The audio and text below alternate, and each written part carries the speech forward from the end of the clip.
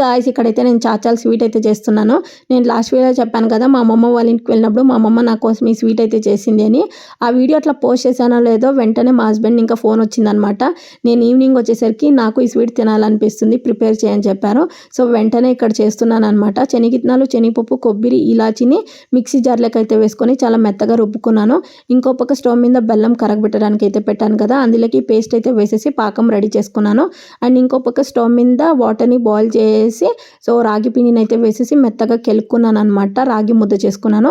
మా దగ్గర చాచాలు చేసే మిషన్ లేకుండే సో ఇట్లా వడియాలు చేసేది ఉంటే కింద మోల్డ్ అయితే చేంజ్ చేస్తున్నాను అనమాట. సో దీని రంధ్రాలు చాలా చిన్న చిన్నగా ఉండేసరికి మేము ఎంత ప్రెస్ చేసినా నీట్గా రాగి నూడిల్స్ అనేది పడట్లే. ఇంకా పోయేదేం లేక వదిలేసామన్నమాట. కొన్ని బాగానే వచ్చినాయి. నేను ఫస్ట్ టైం చేసినా కూడా మా హస్బెండ్కి ఈ స్వీట్ చాలా బాగా నచ్చింది. నాకైతే మా అమ్మమ్మ చేసిండే స్వీటే నచ్చింది అనమాట. అండ్ ఈ వీడియో నచ్చినట్లయితే సబ్స్క్రైబ్ చేసుకోండి అండ్ ప్లీజ్ లైక్ మర్చిపోద్దు.